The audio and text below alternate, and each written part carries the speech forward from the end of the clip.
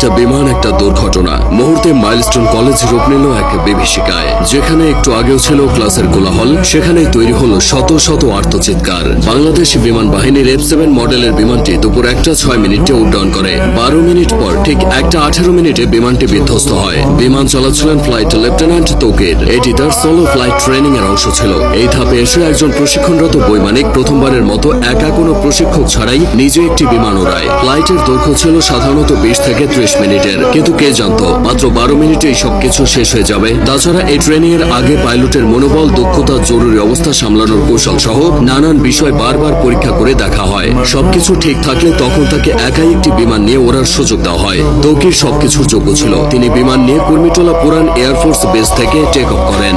এরপর উত্তরা, দিয়াবাড়ি, বাড্ডা, হাতিরঝিল ও রামপুরার ওপর উঠতে থাকেন। তবে কয়েক মিনিটের মধ্যে কিছু সমস্যা দেখা যায়। সঙ্গে সঙ্গে তৌকির কন্ট্রোল রুমে রিপোর্ট করে জানায় যে তার বিমান আকাশে ভাসছে না, মনে হচ্ছে বিমান নিচের দিকে পড়ে যাচ্ছে। কন্ট্রোল রুম থেকে তাকে জানানো হয় তিনি যেন ইজেক্ট করেন তথা বের হয়ে আসেন। বিমান যখন নিয়ন্ত্রণের বাইরে চলে যায় তখন পাইলট নিজেকে বিমানের বাইরে বের করে আনেন প্যারাশুট সহ।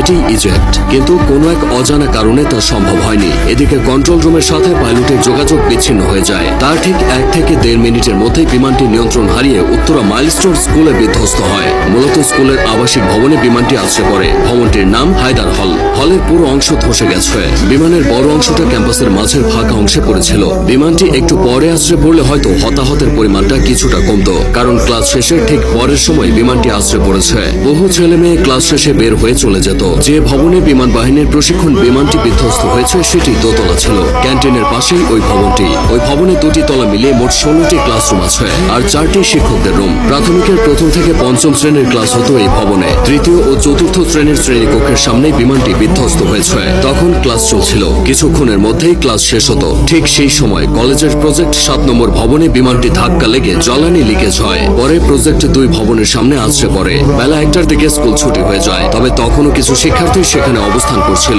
তারাই সবচেয়ে ক্ষতিগ্রস্ত হয়েছে। অনেক অভিভাবক বাইরে থেকে দাঁড়িয়ে শুধু দুর্দশা দেখেছে, কিছুই করার ছিল না।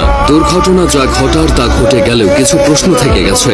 স্কুল কলেজ এরিয়ায় বাস ট্রাকের হর্ন আস্তে করার কথা বলা হয়। সেখানে স্কুল এরিয়ায় প্রশিক্ষণ বিমান ওড়ানো নিয়ে বেশ সমালোচনা হচ্ছে।